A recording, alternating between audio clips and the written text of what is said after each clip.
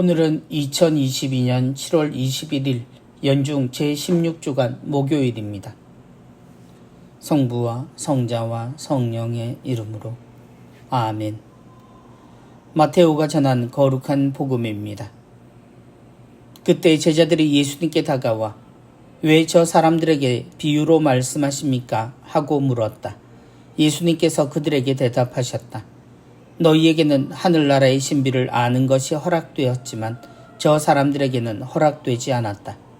사실 가진 자는 더 받아 넉넉해지고 가진 것이 없는 자는 가진 것마저 빼앗길 것이다. 내가 저 사람들에게 비유로 말하는 이유는 저들이 보아도 보지 못하고 들어도 듣지 못하고 깨닫지 못하기 때문이다.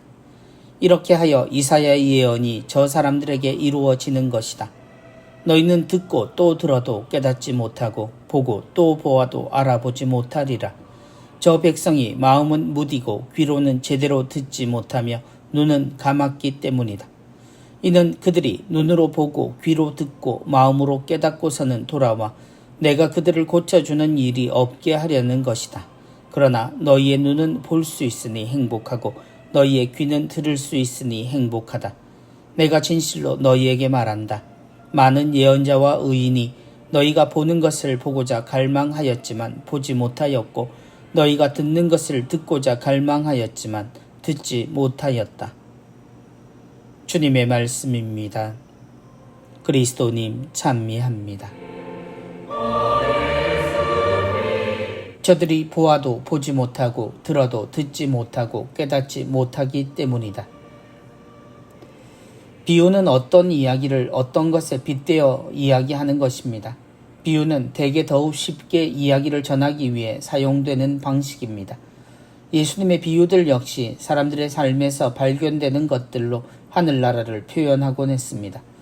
그런데 예수님이 비유를 사용하시는 이유를 묻는 제자들에게 예수님은 전혀 다른 의도를 이야기하십니다. 너희에게는 하늘나라의 신비를 아는 것이 허락되었지만 저 사람들에게는 허락되지 않았다. 예수님의 말씀을 대하는 우리는 이 비유를 잘 알아듣는 듯 보입니다. 비유는 하나하나가 적절하고 알기 쉬운 이야기로 느껴지기 때문입니다. 그럼에도 주님의 말씀을 대하는 그때 사람들에게 이 이야기들은 그 내용이 가려진 듯 들렸나 봅니다. 예수님이 비유에 대해 제자들에게 따로 설명을 하신 것을 보면 더욱 그런 듯 보입니다. 저들이 보아도 보지 못하고 들어도 듣지 못하고 깨닫지 못하기 때문이다. 분명히 알아들을 수 있는 이야기임에도 그들의 눈과 귀가 닫혀버린 것은 무엇 때문이었을까요? 이런 알 수 없는 이유를 주님은 조금 더 자세히 설명하십니다. 저 백성이 마음은 무디고 귀로는 제대로 듣지 못하며 눈은 감았기 때문이다.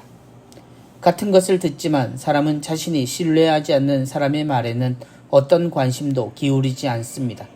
곧 인정하지도 않고 그 뜻을 헤아리려 들지도 않게 됩니다.